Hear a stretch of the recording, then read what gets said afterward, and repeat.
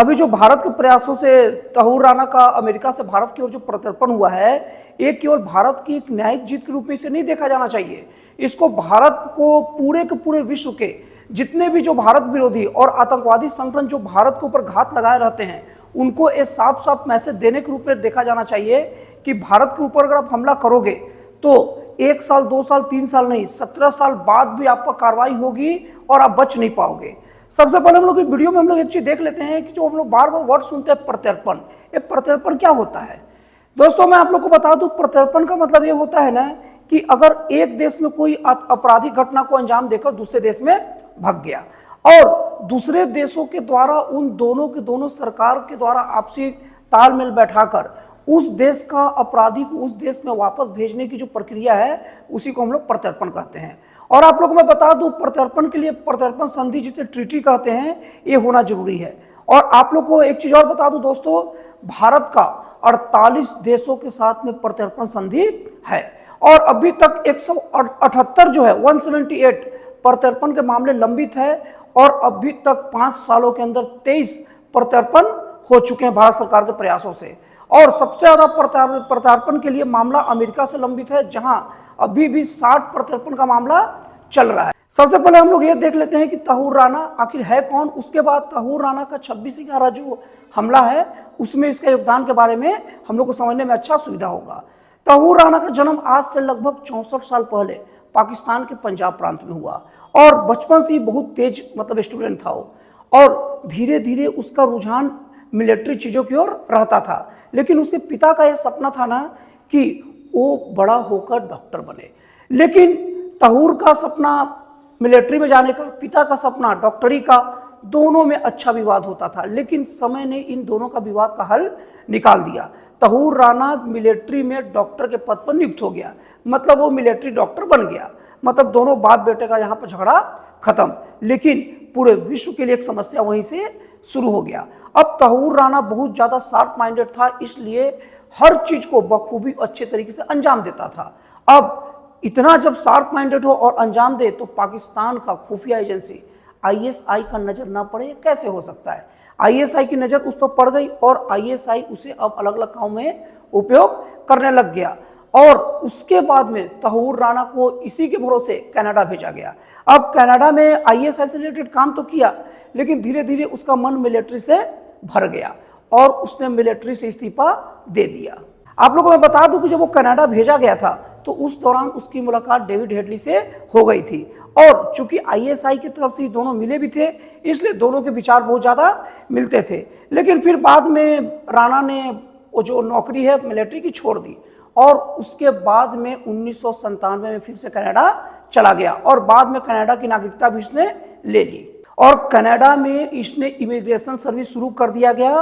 और कनाडा के बाद फिर वो अमेरिका गया और अमेरिका के शिकागो में फर्स्ट क्लास इमिग्रेशन सर्विस नाम का एक फर्म कंपनी खोल दिया। और अगर अमेरिकी कोर्ट की दस्तावेज की अगर ये बात माने ना, तो जो तवसूर राना है वो कई बार कनाडा, इंग्लैंड, जर्मनी, पाकिस्तान और अमेरिका का चक्कर कई बार लगाते रहता था और वो इतना ज़्यादा सतर्क था, चौकन्ना था और इतना ज़्यादा जानकार था कि वो 7 भाषाओं को धड़ाधड़ फ्लुएंटली बोल सकता था। और अगर राणा की गिरफ्तारी की बात की जाए तो उसकी पहली गिरफ्तारी 2009 में अमेरिका के शिकागो शहर में FBI के द्वारा भारत के ऊपर आतंकी हमला और कोपेनहेगन के ऊपर हमले के रूप में किया गया और उसके बाद से ही उसका गिरफ्तारी का दौर शुरू हो गया। अब हम लोग देख लेते हैं कि 26/11 हमले में राणा का क्या योगदान है।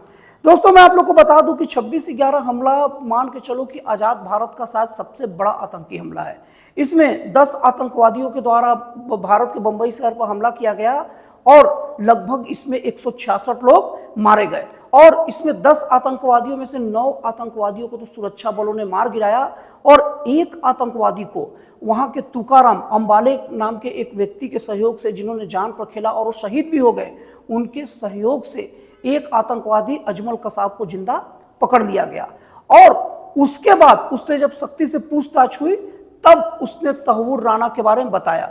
उसने ये बात बताया कि कैसे लश्कर तोयबा जो इस संगठन था, जो पाकिस्तानी जो एक आतंकवादी संगठन है जिसने इन आतंकवादियों को भारत भेजा था, अब उसके लिए जो तहूर राना जो है वो पूरी तरीके से जमीनी जो भी उनकी सहायता था पूरा का पूरा मुहैया कराया था। मतलब अगर तहव्वुर राणा नहीं होता तो उन लोग को इस तरीके से जमीनी सहायता नहीं मिल पाता। मान के चलो कि जो 26/11 का हमला वो आतंकवादी तो केवल करने वाले थे, लेकिन उसे कैसे करना है कैसे नहीं करना है वो सब के सब ये पूरा का पूरा किया था तहव्वुर राणा का है। और इसके साथ में जो इसका दोस्त हेडली था वो तो अमेरिका में इसके खिलाफ गवाही देकर वो बच गया, और अमेरिकी सरकार के द्वारा और अमेरिकी कोर्ट ये मानता है कि उसको मतलब वो गवाह बन गया और पूरा उसका प्रोसीजर हो गया है, इसलिए वो अभी बचा हुआ भारत आने से। लेकिन तहव्वुर राणा पूरी तरीके से भारत पहुंच चुका है। अब हम लोग जरा देख लेते हैं कि 26/11 के हमले में ये राणा का कितना बड़ा योगदान है। आप लोगों को मैं बता दूं कि 26/11 का जो हमला है ना वो आज़ाद भारत का सबसे बड़ा आतंकी हमला है। इसमें जो 10 आतंकवादी भारत के बंबई शहर के ऊपर हमला किए थे और लगभग 166 लोग मारे गए थे। और इसमें तुकाराम ओम्बले नाम का एक व्यक्ति थे जिनके सहयोग से जो सुरक्षा बल हैं वो 9 आतंकियों को तो मार दिए, लेकिन जो मैं नाम बताया तुकाराम ओम्बले, इनके सहयोग के कारण एक आतंकवादी अजमल कसाब जो कि जिंदा पकड़ा गया। और वही अजमल कसाब से जब पूछताछ की गई तब पता चला कि तहव्वुर राणा का पूरा जो पाकिस्तान का जो लश्कर-ए-तोयबा है जिसने इन आतंकवादियों को भेजा था, इनके लिए पूरी जमीनी जरूरत मुहैया कराने का सारा काम इसका था। मतलब वहां पर तो उन लोग प्लानिंग किए, पूरा का जो थ्योरी रची, लेकिन प्रैक्टिकल कराने का सारा जवाबदारी किसका था?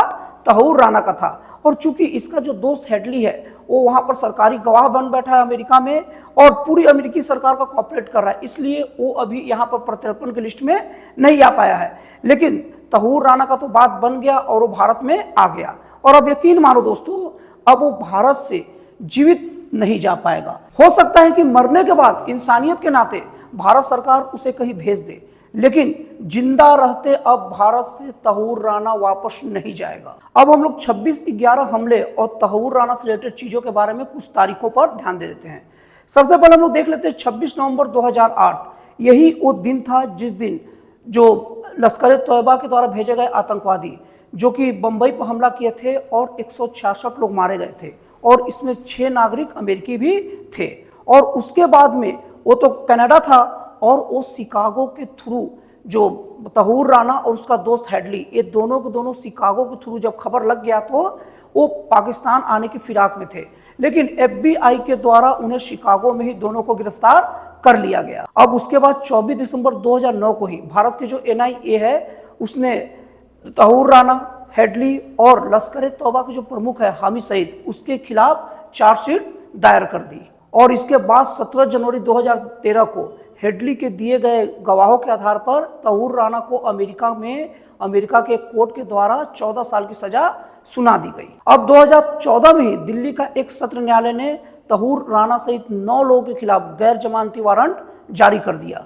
और इसके बाद दिसंबर 2019 में भारत सरकार ने आधिकारिक तौर पर पहली बार अमेरिका को एक राजनयिक नोट सौंपा और उसमें तहव्वुर राणा को भारत में प्रत्यर्पण करने की मांग उठाई। और उसके बाद 10 जून 2020 को भारत ने फिर तहव्वुर राणा के प्रत्यर्पण की मांग उठाई और इसके बाद में लॉस एंजल्स से तहव्वुर राणा को गिरफ्तार कर लिया गया। और अब निर्णायक मोड़ आया मई 2023 में, जब कैलिफोर्निया के एक डिस्ट्रिक्ट कोर्ट ने जो तहव्वुर राणा को भारत में प्रत्यर्पण की इजाजत दे दी। और यही नहीं, अमेरिकी सरकार ने भी ये जो जिला न्यायालय का जो निर्णय था इसको वैध मान लिया। वहीं से मान के चलो कि तहव्वुर राणा का अब भारत की ओर आने का समय शुरू हो गया था। अब इसके बाद में तहव्वुर राणा ने कैलिफोर्निया का जो डिस्ट्रिक्ट कोर्ट था उसके जो फैसला जो दिया था कि तहव्वुर राणा को भारत भेजना चाहिए, उसके खिलाफ कैलिफोर्निया के हाई कोर्ट में अपील कर दिया। लेकिन हाई कोर्ट ने इस अपील को ठुकरा के कह दिया कि जो डिस्ट्रिक्ट जो कोर्ट का जो डिसीजन था बिल्कुल सही था और वही आगे जारी रहेगा। और इसके बाद तहव्वुर राणा ने अमेरिका के सुप्रीम कोर्ट में भी अर्जी लगाई, लेकिन वहां से भी उसकी अर्जी को खारिज कर दिया गया।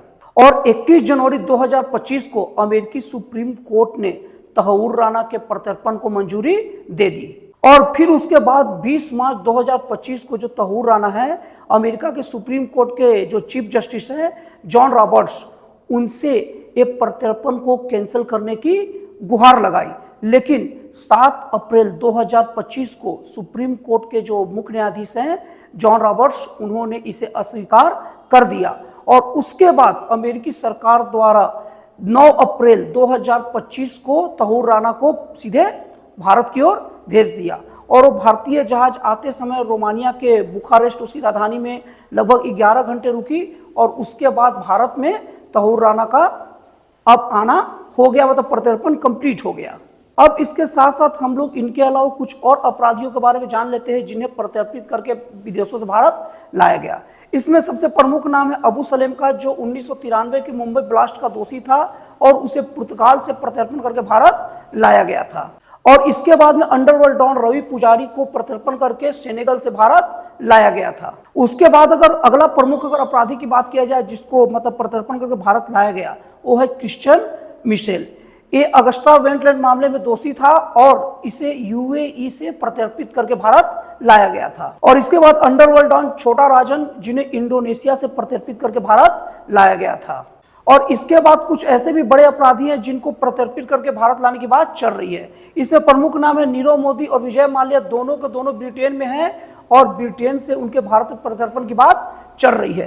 तो इस तरीके से देखा जाए कि भारत जिस तरीके से प्रत्यर्पण करके लेकर आता है और भारत जिसे प्रत्यर्पित करता है, इससे पूरे देश के, पूरे विश्व के अपराधी आतंकवादियों को यह साफ साफ मैसेज जाता है कि अब वो नहीं चलेगा कि एक देश में वारदात किए और दूसरे देश में छिप गए।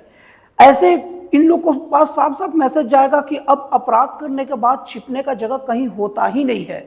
और ये निश्चित तौर पर भारत का केवल न्यायिक जीत ही नहीं है, वो भारत का बहुत तरीके से जीत है और भारत का दुश्मनों के प्रति साफ साफ खुला संकेत है कि अगर भारत के खिलाफ कुछ अगर गतिविधियां करोगे तो विश्व के किसी भी कोने में सुरक्षित नहीं रहोगे। तो दोस्तों, आपको एनालिसिस कैसा लगा, विश्लेषण कैसा लगा, कमेंट करके जरूर बताइएगा। तो फिर मिलते हैं अगले वीडियो में एक नए, एक जन कल्याणकारी और एक राष्ट्रवासी प्रेरित नए विचारों के साथ।